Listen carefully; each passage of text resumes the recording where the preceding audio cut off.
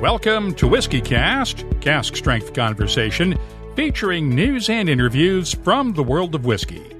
I'm Mark Gillespie. This is episode number 813 for April 5th, 2020. Coming up in a few minutes. When you make a lot cask, a big industry, you need more machine, and the people is similar to make car. You know, it's every man stay in one process, and every day the same. In the artisan cooperage, I think it's very different, because in the artisan cooperage, the cooper is very important in every process. Rafa Cabello's business card has two titles on it. He's the CEO of his family's Toneleria del Sur cooperage in Montilla, Spain, but he's also just as proud of the other title, Master Cooper. He learned the trade from his father, a time-honored tradition in Spanish cooperages, but while his father built casks mainly for the sherry bodegas in the area around Jerez, Rafa is working with whiskey makers around the world to supply sherry-seasoned casks built to their specifications. I spent some time with him during the recent World Whisky Forum in Seattle, and you'll hear our conversation later on WhiskyCast In-Depth. That's just ahead, along with the What I'm Tasting This Week department, Your Voice, and on Behind the Label, we'll explain why you might see some unusual distillery names on independent bottlings of Scotch whiskies. We'll also announce April's Whisky Club of the Month, too. Get your hand sanitizer, if you have any handy, scrub up and pour yourself a dram. It's time for this week's WhiskyCast. When you land on something special, you just know. Redbreast, the quintessential single pot still Irish whiskey, and a proud sponsor of WhiskyCast. From far beyond the wall comes a whiskey for those who face the oncoming storm and never stop walking. Winter is here. White Walker by Johnny Walker. White Walker by Johnny Walker. Blended Scotch whiskey, 41.7% alcohol by volume. Imported by Diageo North America, Norwalk, Connecticut. Please drink responsibly. Let's get started with the news. It's brought to you by Heaven Hill Distillery, and we'll start with a standoff between several Scotch whiskey companies and the labor unions that represent their workers. The BBC reports Edrington and Inverhouse have both approached the workers at their bottling plants about restarting production over the objections of the trade union GMB Scotland. Edrington would like to return with a, quote, controlled restart at its bottling plants in Glasgow and Speyside as soon as Monday, while keeping its distilleries closed for at least 3 more months. Edrington also would like to resume operations at the North British Grain Distillery in Edinburgh, which it owns in a joint venture with Diageo. Inverhouse has reportedly expressed interest in reopening its blending and bottling facilities near Glasgow as well. Diageo has kept its own facilities in Scotland operating with skeleton crews, as have William Grant & Sons and other whiskey makers. However, both GMB Scotland and Unite say their members are scared to return to work for fear of being exposed to the COVID-19 virus, and have repeatedly called on the Scottish government to order a nationwide shutdown of all whiskey production. A government spokesman told the BBC that all businesses should be shut down unless their activity is essential to the UK's health and welfare. The UK government has declared food and drink production an essential service. Meanwhile, in the U.S., the standoff continues between federal regulators and U.S. distillers over the alcohol that they're making to be used for hand sanitizer and disinfectants as part of the industry's response to the coronavirus pandemic. As we reported last time around, the U.S. Food and Drug Administration has refused to allow the use of beverage-grade alcohol in sanitizing products. The agency insists that only denatured alcohol can be used in sanitizers, despite a letter this past week from 87 members of Congress asking the FDA to reconsider. Denatured alcohol has additives that make it unpleasant to drink, and the agency is worried that allowing use of beverage-grade alcohol would lead to poisonings among children who could get access to those products. The problem is that the new coronavirus economic aid package only allows distillers a tax break on the alcohol they produce for sanitizing products if those products meet FDA standards. One of the approved denaturing products is isopropyl alcohol, which is already in short supply. The other approved denaturing products can leave residue in distilling equipment that would be dangerous when distillers return to making whiskey and other spirits. One major note on the regulatory front, the U.S. Treasury Department's Tax and Trade Bureau dropped a surprise update for whiskey and distilled spirits makers Thursday morning. The final version of changes to the U.S. regulations for labeling and advertising, 9 months after closing the public comment period on its proposed set of changes. The agency decided to implement most of its proposals that received consensus agreement from both industry and the public, while ditching a couple of ideas that were widely opposed. One would have created a legal definition for oak barrels as a cylindrical container holding approximately 50 gallons of liquid. The TTB received around 700 comments on that proposal, nearly all opposing it. The TTB also eliminated a proposal that would have limited age statements to the original period of maturation in a whiskey's first barrel and not counted any time in so-called finishing casks. That one also received widespread opposition. There is one key change that you will probably never notice at the consumer level, but it's a welcome relief for distillers. The new regulations give them a slightly wider tolerance to work with on bottling strengths. For instance, under the current regulations, a whiskey labeled at 46% ABV has to be within a range of 45.85% and 46%, with no allowance for going slightly over. As Herman Mihalich of Pennsylvania's Dad's Hat Rye told us on Thursday's live webcast, that's a tolerance level that's too tight to hit consistently. A couple of years ago at a combined meeting between the Distilled Spirits Council and the people from the TTB who come every year to talk to us and meet with us, they were pointing out that they tested bottles off the shelf, and over 30% of them tested outside the very tight range of proof that we were allowed at the time. And so I pointed out to them that their range was so tight, it was, even for the big guys, it was hard to match. So they went back and reconsidered, and now the plus and minus 0.3% alcohol, which means plus or minus 0.6 proof, a window that, for like our 90 proof now doesn't have to be 90.1 or 89.7. We have a little bit of wider window, which is a much easier standard to hit, even though we have all the incentive in the world to hit the exact number, because if we put more alcohol in there, we're wasting alcohol. And if we put less in, we're still paying taxes on the higher amount. So hitting the number is important, but the being penalized for not being able to stay within a very tight window gives us a little breathing room. Because as you're bottling, if you're bottling several thousand liters, maintaining exactly that very tight window over the entire bottling span was a challenge.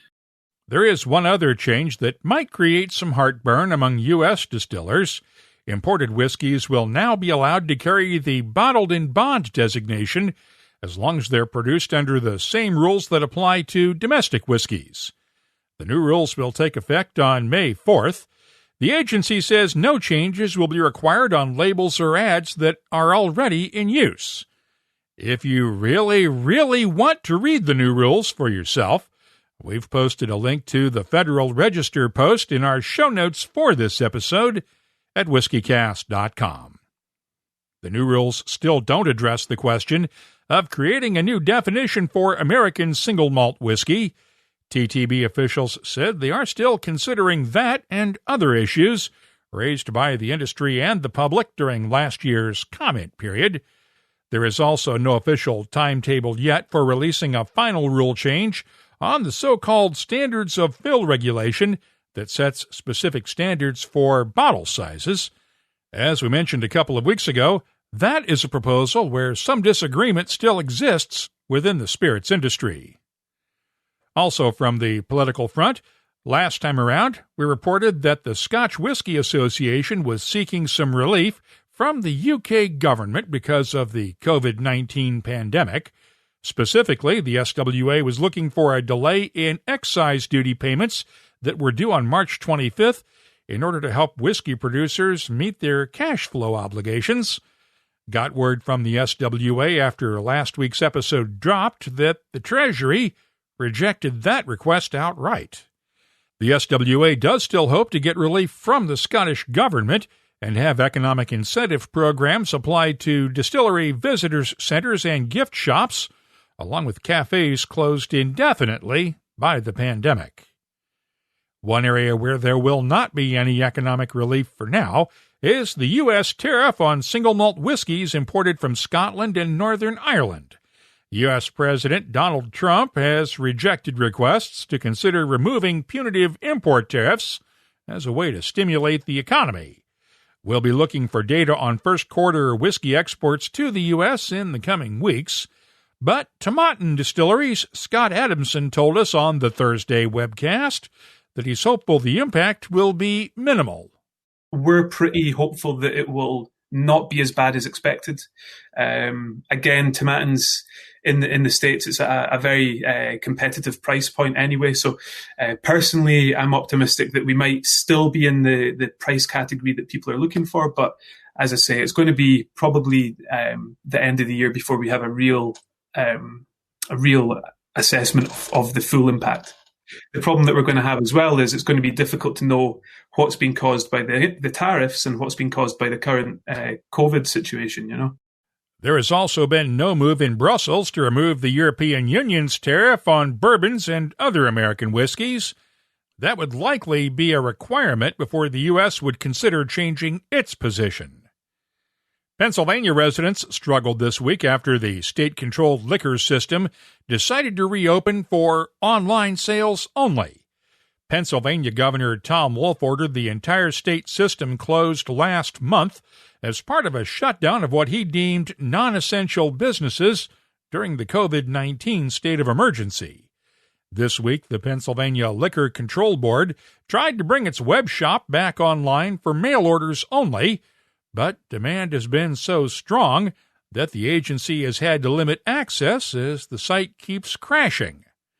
It's just about the only way Pennsylvania residents can legally get whiskeys during the crisis, as PA-based whiskey writer Lou Bryson told us on Friday's Happy Hour live webcast. Right now, the only place we can get spirits is at our local distilleries. I'm actually drinking a Manatoni Stillworks whiskey in solidarity with my fellow Pennsylvanians because we can't get anything else right now. All we can get is Pennsylvania distilled whiskey. Not that that's a bad thing. I mean, they're good whiskeys, but it does kind of cut down on selection. Lou started a Change.org petition calling on the state of Pennsylvania to allow bars, restaurants, and licensed beer retailers to sell distilled spirits and wine through the end of this year. We've posted a link to the petition at the WhiskyCast website. Now, the only other way for Pennsylvania residents to get whiskey is to cross the border into one of the neighboring states, where liquor stores are considered essential businesses and allowed to remain open. But even that is now running into roadblocks. County officials in Morgantown, West Virginia, have been watching with horror as people from the Pittsburgh area keep driving down Interstate 79 to cross the border and shop at their local liquor stores. Saturday, the Monongalia County Health Department issued a mandatory order banning the sales of liquor to out-of-state residents and is requiring all liquor stores to check IDs before letting anyone enter the store. Meanwhile, there's some confusion in Hong Kong over the government's decision to close all bars for 14 days as of this weekend. That's because the order specifically applies to places that are exclusively or mainly used for selling alcohol, according to the order. But many of Hong Kong's bars are licensed as restaurants, and their owners claim they're not required to close. Government officials have yet to clarify the order. Now, let's get some whiskey-specific news in. The San Francisco World Spirits Competition released its 2020 award winners this week. Glendronach's Revival 15-year-old single malt Scotch was named Best in Show among whiskies, while The Notch 15-year-old from Nantucket Island's 888 Distillery was named Best Other Single Malt Whiskey.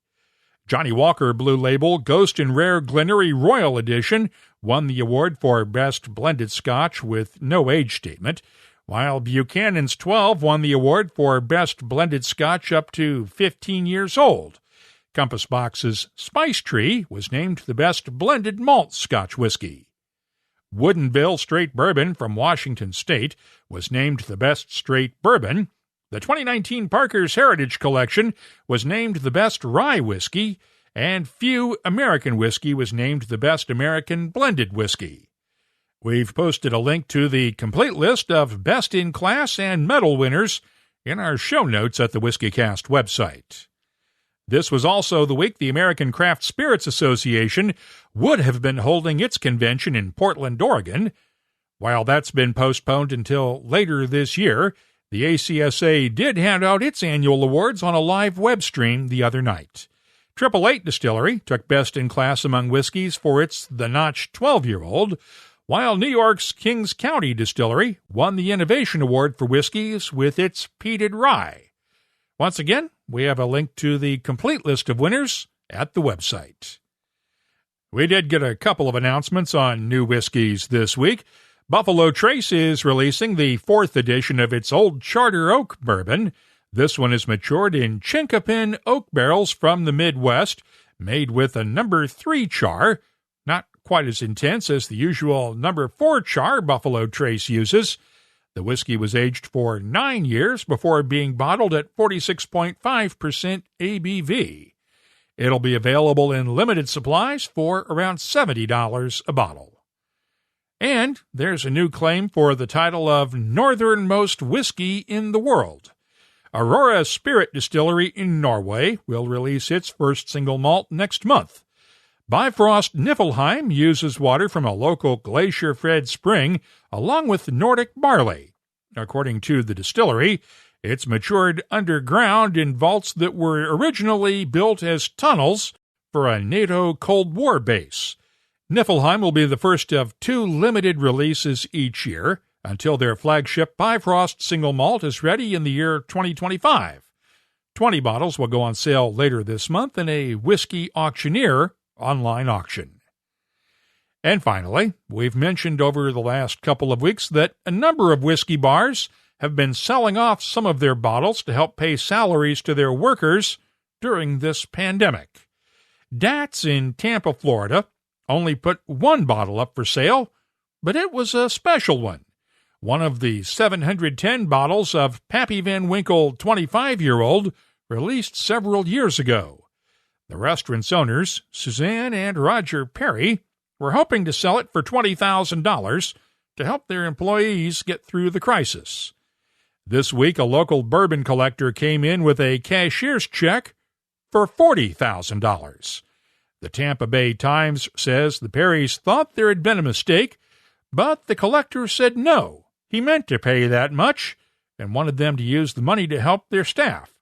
They've been able to bring several laid-off employees back to work, making meals for hospital workers and first responders. You can keep up on the latest whiskey news all week long at whiskycast.com. The news is brought to you by Heaven Hill Distillery.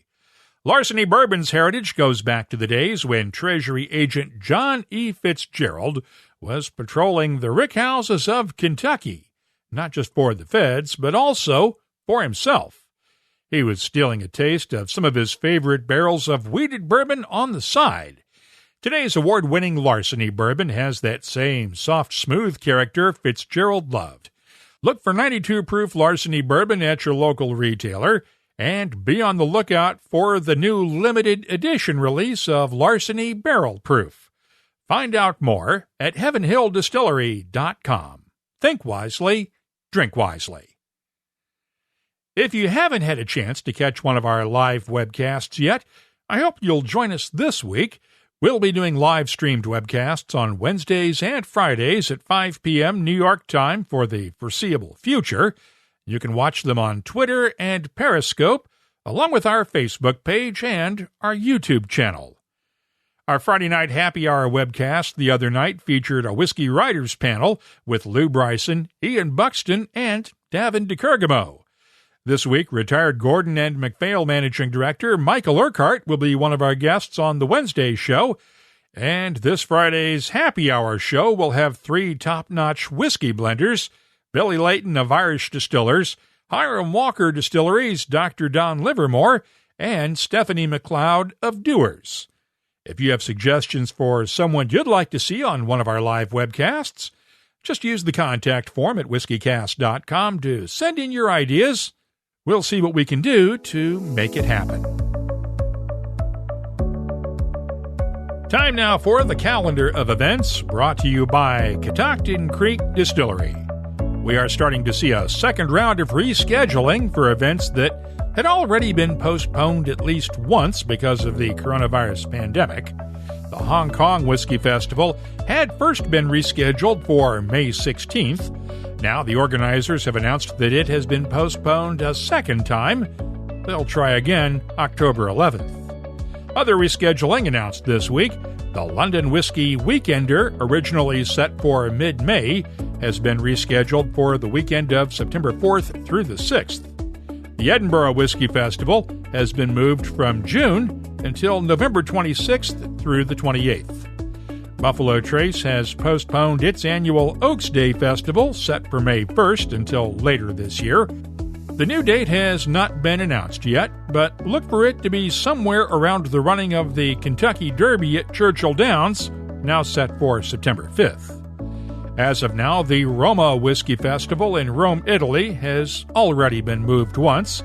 It is still scheduled to take place April 25th and 26th, but as with all events, that should be considered as tentative for now, depending on local government decisions on when events can be resumed. Meanwhile, Bacon and Bourbon 2020 in Charleston, South Carolina had already been moved once to May 2nd. It'll now be held on July 18th. Whiskey Live in Canberra, Australia has also been moved. It had been set for the last weekend in May, but will now be held on September 25th and 26th.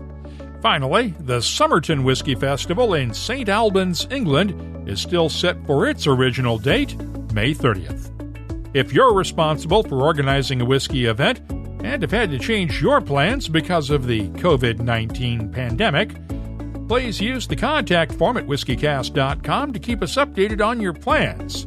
We'll be updating the calendar at the WhiskyCast website as we get new information. The calendar of events is brought to you by Catoctin Creek Distilling, makers of Virginia's most awarded spirits, including Roundstone Rye and Rabble-Rouser Bottled in Bond Rye. They do it all with renewable solar energy. In fact, you can actually see how their solar array is doing in real time at their website, catoctincreekdistilling.com.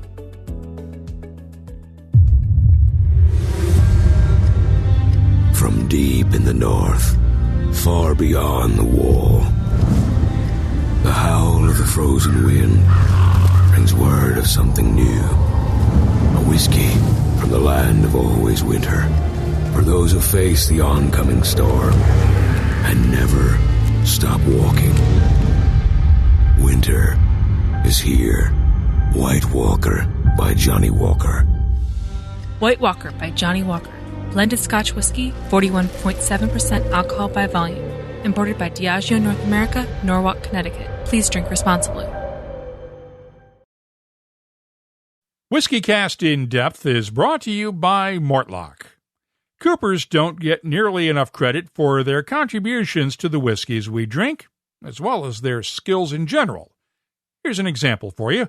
If you have 32 staves in a barrel, what angle must the sides of each stave be cut to in order to ensure that they fit together tightly enough to hold whiskey inside for years, with no adhesives allowed? Bet you can't figure that one out by the end of this segment, and no Googling allowed. You see, Rafa Cabello knows this and a whole lot more about the art of coopering. He's a second-generation master cooper and the CEO of his family's Toneleria del Sur in Montilla, Spain. And in case you hadn't figured it out already, toneleria is Spanish for cooperage. Spain's sherry bodegas don't use nearly as many barrels as they used to. 1, worldwide demand for sherry is down, and 2, Spain's government barred the export of sherry in barrels back in 1986, which means the bodegas only need enough barrels to maintain their soleras. That's why Cabello and other cooperage owners now do most of their business with whiskey makers, who pay for the barrels to be built and then loaned to the bodegas to be seasoned with sherry for a period of time before being drained and shipped to the distiller. In Toneleria del Sur's case, many of those distilleries are in the U.S., especially Seattle's Westland distillery, which has been using Cabello's barrels since it opened. I met Rafa Cabello in Seattle during the recent World Whisky Forum at Westland, before the coronavirus had reached epidemic stage in the Seattle area. We are seeing more and more of your sherry casks coming over to America. How are we getting all these casks over here now? Yeah, the sherry cask now is a new trend in the American market because a lot of people now thinking into make a single malt. For the single malt is a long, big relationship with Scotland. And Scotland people distilleries always using the sherry cask, the cask from the south of Spain, and the generous wine from PX and Oloroso, Amontillados, and different type wines. I know that a lot of the casks that are used in the bodegas in Jerez and in the south of Spain are actually owned by the distilleries up in Scotland, that they have them made by your cooperage and others and then send them out to the bodegas to be seasoned for a while. Is there enough of a supply that you can supply sherry casks to Americans? Yeah, our company is from 1974. I am the second generation now. We are very family company, always working with the artisan cooperage. We in our portfolio we have different casks. We have the Virgin Oak cask. We work with the American oak, European oak, Spanish oak, and Danish oak too, because we start for 2 years ago for the oak from Scandinavian market. And we sell the historic cask, we call, when the cask came directly for the wineries. And some wineries decide, okay, Rafa, I prefer to sell some batches, and I offer the cask from my clients. But our best business always is, we call the legacy cask. The legacy cask we have with the distiller, we decide all process in the cask. The distiller decide the oak, decide the format, and decide the wine inside, and the timing to season. For example, here to Westland Distillery, we have a contract with the next years, and we make the cask. Matt and Scott and all Westland team decide in what winery to season, because our company is dedicated to make the outdoor cask, and so the distiller is possible decide all process in his cask. I know that there are differences between American oak and European oak, and you work with both, don't you? Yeah, but at the moment for us, 80% is American oak. Yeah, because the sherry cask always is dedicated for long maduration, and the European oak is the oxygenation is faster, and for the reason the under share in the long maduration is complicated because it's more expensive. And the flavor in the American oak always is, I think, is better for long maduration. You have more control in the cask because all coming slowly, you know. Is there also a shortage of European oak or Spanish oak? From what I've heard, there's not a lot of it available anymore, and that's one of the reasons also for using American oak. Yeah, it's now the Spanish oak is complicated, because in Spain the government is not happy to cut the oak, but we have some time in Galicia and Cantabria in the north. But yeah, when my client looking for Spanish oak, okay, we always looking for oak for my clients. But for the reason the client understand they need time, okay, I receive the order, but maybe until next 18 months it's not possible to make the cask. The client understand about the system now. You're a second-generation cooper. Tell me what it was like growing up in the cooperage and working around your family. Yeah, my father started when he had 12 years old. Long time. At the moment I give 25 years working with my father. I grow around the cask and around the sherry cask area. I'm from Montilla, no? In Montilla area, we produce. We are the maximum production in PX grape, and we produce about 12 million kilos only in PX wine. In my area we have the older winery in Andalusia and the second in Spain.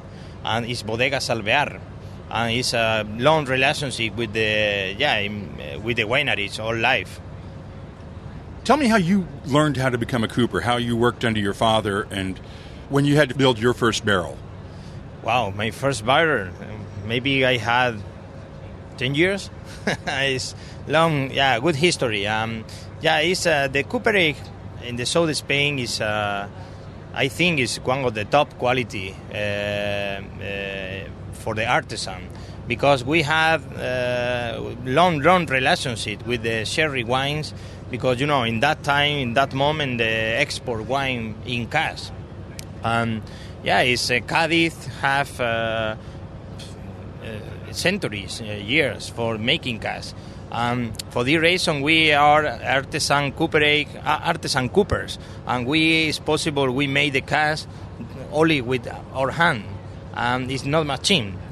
For this reason, okay, when I go to visit the different cooperage around the world, of here in America, no, here is big industries from cask. But sometimes I ask for the companies or for the owners, no. Okay, in this, for example, I was in Louisville visiting the big cooperage. I visited with the owner. Maybe 100 people making cask, and I asked, okay, but in all teams, how many people is possible repair one cask? And the owner asked me, maybe two coopers or three coopers. Is very different in the south of Spain, because we start in a process preparing the oak, and all coopers pass for every process, and when the cooper maybe give 15 years, is a master cooper, because he know all process very good, and we send the people for repair cask for the wineries. And we repair vats from maybe 150 years, and I think it's other quality it's different for the industry, and this is our portfolio for the market, and it's a other good league for us. How long did it take you to build your first cask that actually held liquid? Because I know that every cooper, when they start out, it doesn't always work that first time when you build your first barrel. Yeah, it's always it's complicated to in their first time, no. But it's we maybe in the first cooper, the first cask to me was when I had finish and no liquid, maybe 14 when I had 14 years. Yeah, it's complicated to start, no, because it's a very it's a complicated job, no, because it's you need to learn more about the oak is important for the density in every stage. Is in our cooperage always looking for the coopers need to understand about every stage is different, and you need to separate the density of the the modular array. It's important. Every cooper need to understand before to arm the cask. When you know these parameters, is very good. On the water, on the wine, on the liquid. Yeah, when you have some liquid, okay, it's span, very, very good, because the oak in the cask is very happy with the humid, no?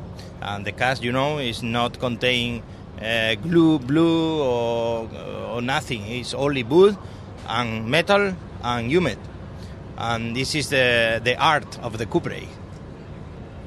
Do artisan-made, handmade barrels like yours last longer without needing repairs than the barrels from essentially factory cooperages that are made with a lot of machine work?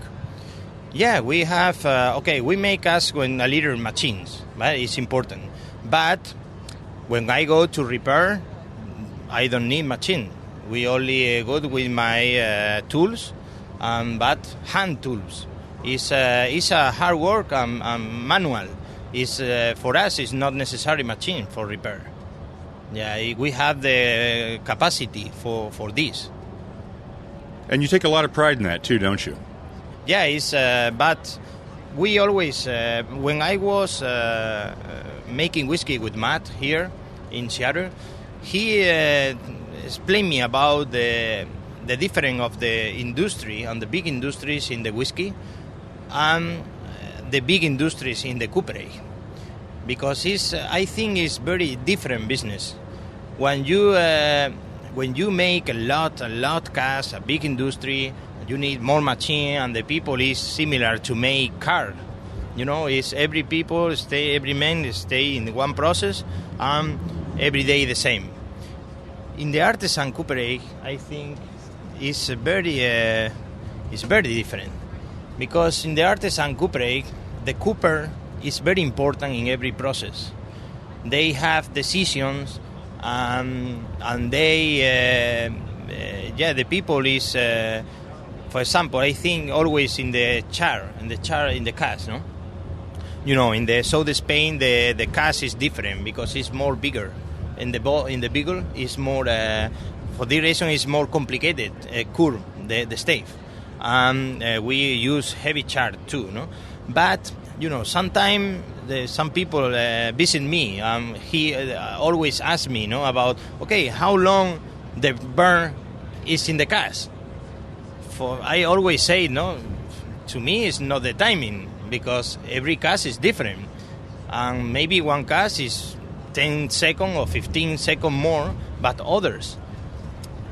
But some people, oh yeah, why, Because it's a customer for visit the industry. It's a timing, it's a clock. Every cask is all the same. But I think it's, in the artisan cooperage is different. How many casks does your cooperage make in a day?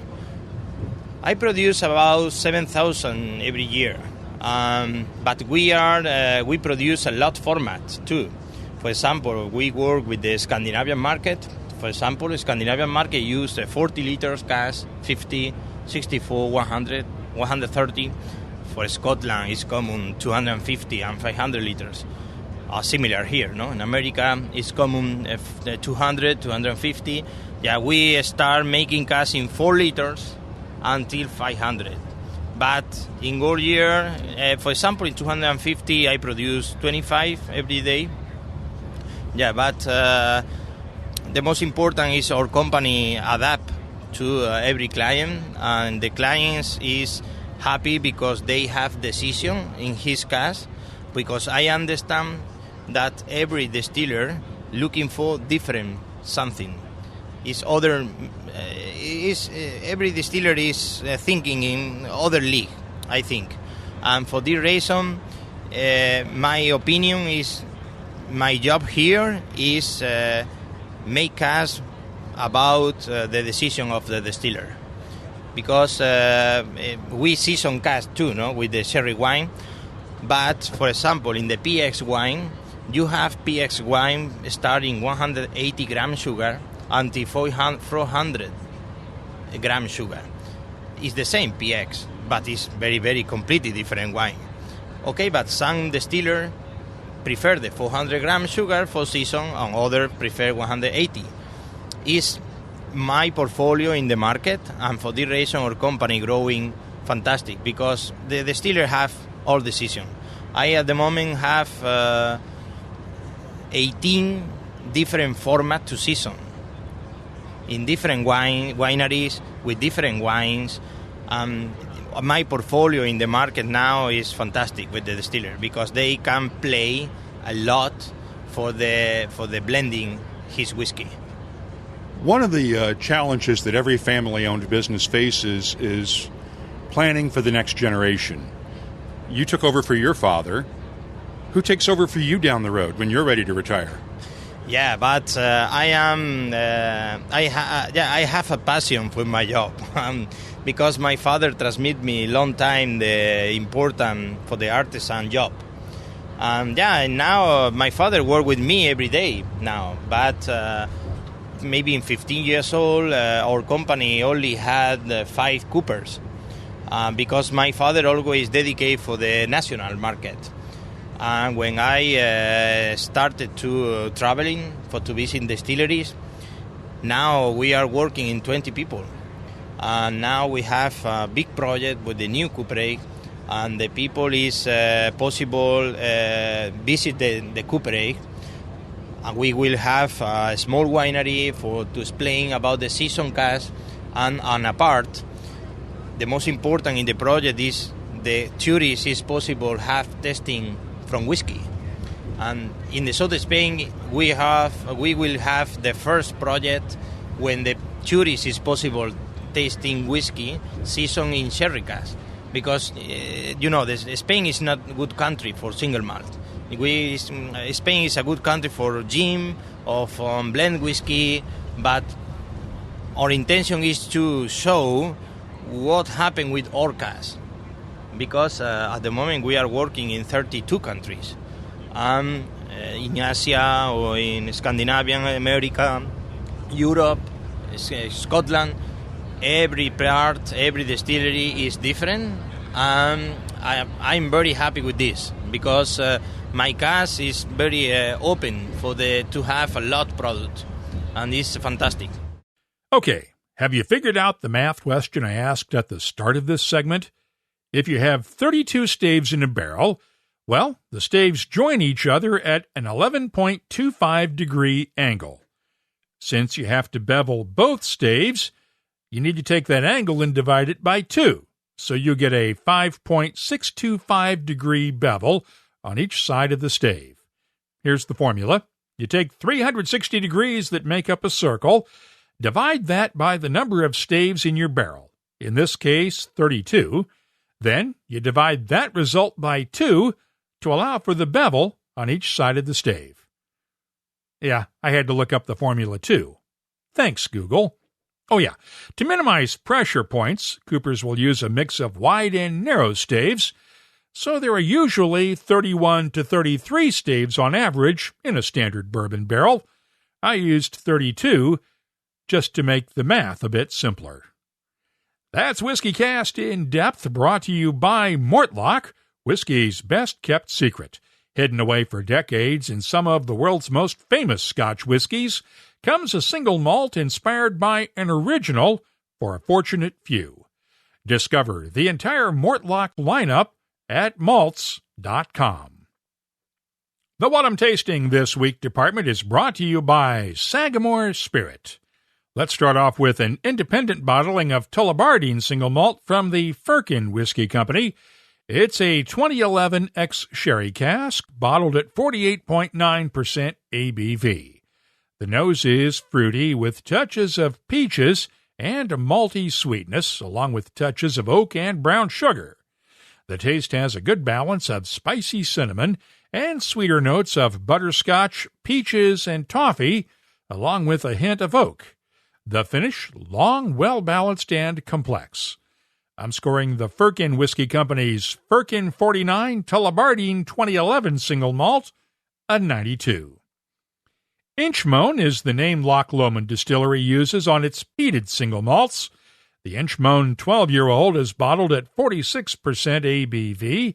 The nose has a gentle peatiness along with touches of toasted caramel, heather, gorse, and honey.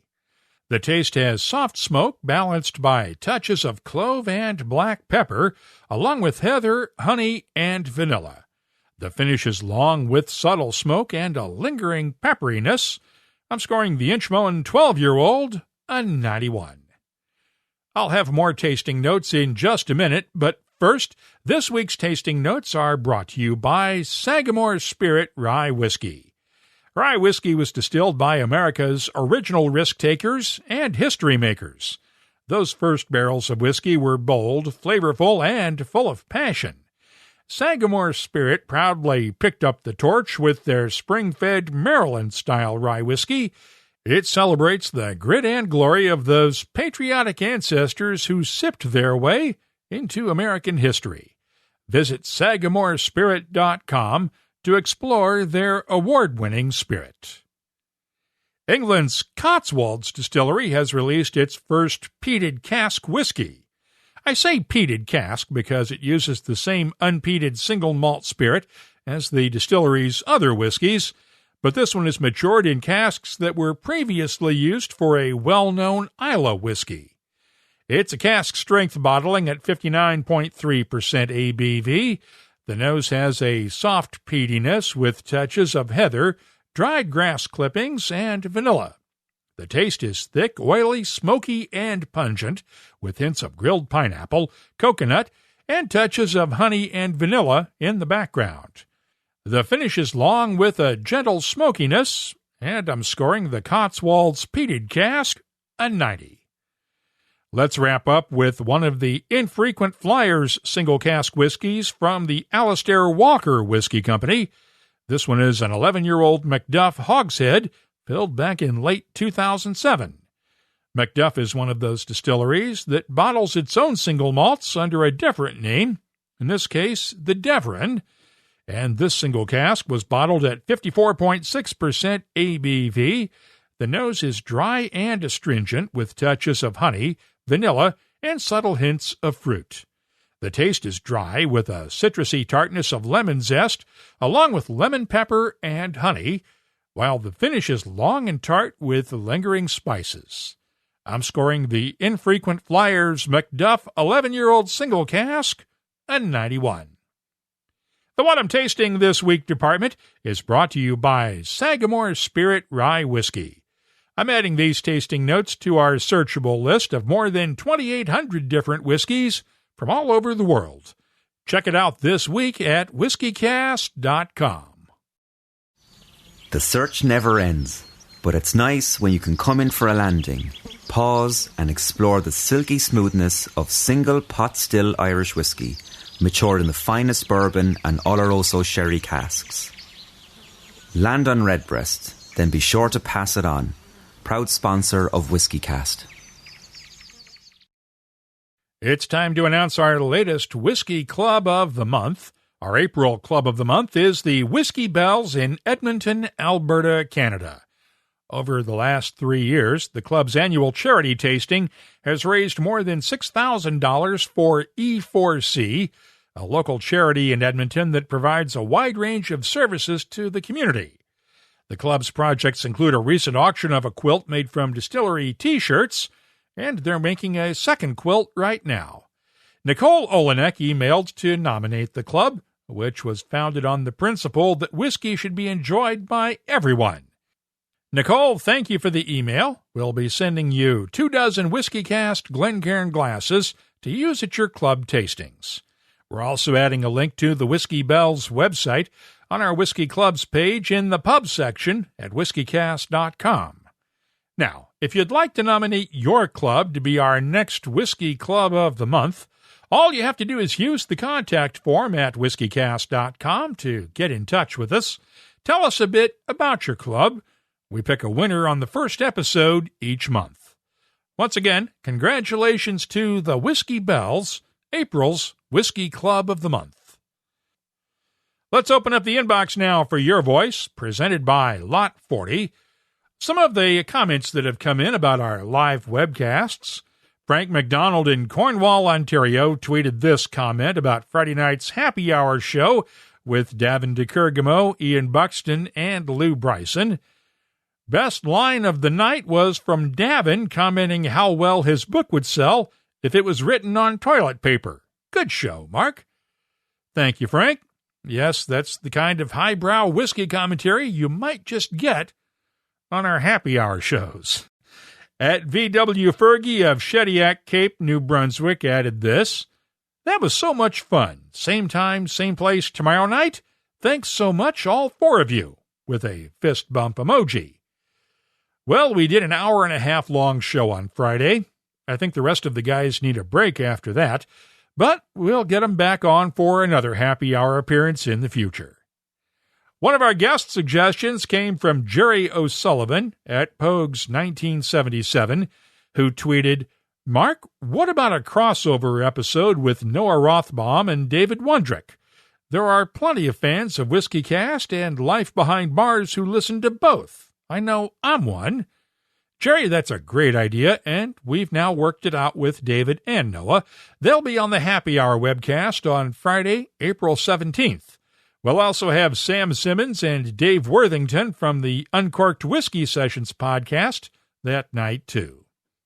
Nick Clark of Pittsburgh posted this comment at the end of Friday's show on our Facebook page. Before I log off, just wanted to say thank you for the podcasts. I never knew, well, anything about whiskey, and I have fallen in love with it because of it.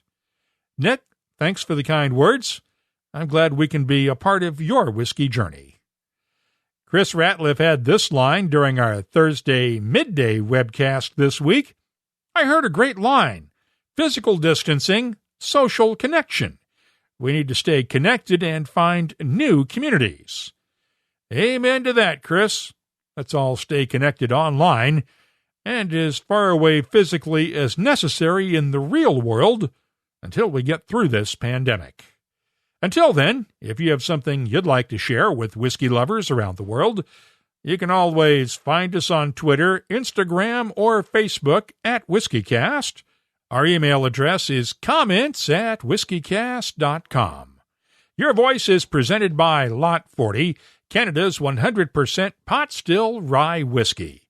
Lot 40, unapologetically Canadian. Please drink responsibly. Let's wrap things up now with Behind the Label, our look at the history, science, and all those other things that make whiskey unique. It's brought to you by Writer's Tears. Not every distillery in Scotland bottles its own single malt whiskey. There are a number of distilleries that make whiskey almost exclusively for blending use, except for the occasional one-off bottling. There's often a way to find those whiskeys through independent bottlers, though. Some, like Gordon and MacPhail, have long-standing contracts with distilleries to buy new-make spirit from them, then mature it in their own casks. Others buy casks from whiskey brokers, the middlemen who buy, sell, and trade casks between distilleries to help ensure that blenders have what they need to meet the demands of each specific blend's recipe. And for the most part, whiskey is one of the few consumer goods on the market where you're likely to see an independently bottled product that carries the same distillery name as a distillery's official bottling. That's because those bottlers can factually say that their whiskey came from such and such distillery, as opposed to it being the official brand from that distillery. For instance, you might see an independent bottling labeled as being from Macallan Distillery, while the official branding is the Macallan for Edrington's bottlings. The rules in Scotland are simple. Unless a whiskey actually comes from a specific distillery, an independent bottler cannot use a distillery's name on the label, and also as long as there's no objection from the distillery owner. You see, some distilleries who sell casks to blenders or independent bottlers write it into their contracts that the name of the distillery cannot be used ever.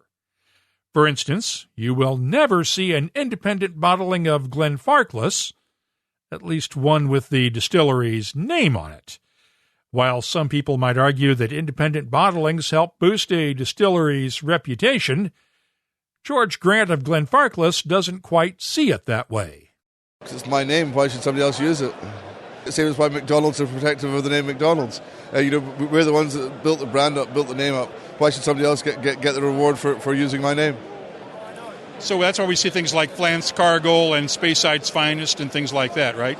It is, but I mean, it's also got to the point now where some of these independent bottlers, even if it isn't Glenfarclas, they try and make people think that it is Glenfarclas. But it's not all Glenfarclas, it's that people think it is. And since the distillery has threatened lawsuits in the past, that position has forced independents who have Glenfarclas casks to be, shall we say, just a bit creative when labeling their whiskies. For instance, back in 2007, I shared the story of a Flanskagel single malt back in episode 105. The bottler just rearranged the letters. There's also a well-known independent bottler in Scotland that has been known to label some of its single cask bottlings as, quote, Speyside's Finest, while denying to the world that the whiskey comes from Glenfarclas. Other distillers take a slightly different approach. For instance, one of Dufton's largest distillers never makes casks available to brokers without taking a specific precaution. Since it has two distilleries very close to each other, it's been known to use a practice called teaspooning, taking literally a teaspoon of whiskey from one distillery and putting it into a cask from the other distillery. Of course, that then makes it a blended malt that can't legally carry the name of either distillery. It's also a lot cheaper than hiring lawyers to protect one's trademarks. If you have something you'd like us to look at on an upcoming episode, just use the contact form at whiskycast.com to get in touch with us. Behind the Label is brought to you by Writer's Tears. Writer's Tears Copperpot, a unique triple-distilled premium Irish whiskey, combining single malt and single pot still. First fashioned in the 1700s and still a rarity today. Sure, as we say in Ireland, what's rare is wonderful. Writer's Tears Copperpot. That's all for this edition of WhiskyCast. You'll find links for the stories in this episode in our show notes at whiskycast.com. That's also where you'll find links for our WhiskyCast HD videos and the WhiskyCast Tasting Panel podcast, along with the latest whiskey news, my tasting notes, our calendar of events, and, of course, a complete archive of all of our past episodes that goes all the way back to 2005. We'd love to hear from you. You can always get in touch with us on Twitter, Instagram, or Facebook at WhiskyCast. The email address is comments@whiskycast.com. From far beyond the wall comes a whiskey for those who face the oncoming storm and never stop walking. Winter is here. White Walker by Johnny Walker. White Walker by Johnny Walker. Blended Scotch Whisky, 41.7% alcohol by volume. Imported by Diageo North America, Norwalk, Connecticut. Please drink responsibly. When you land on something special, you just know. Redbreast, the quintessential single pot still Irish whiskey, and a proud sponsor of WhiskyCast. WhiskyCast is a production of Cask Strength Media, copyright 2020, and comes to you from the charming, yet regrettably dry town of Haddonfield, New Jersey. I'm Mark Gillespie, reminding you that when you drink, please drink responsibly. Thanks for listening, and please stay safe.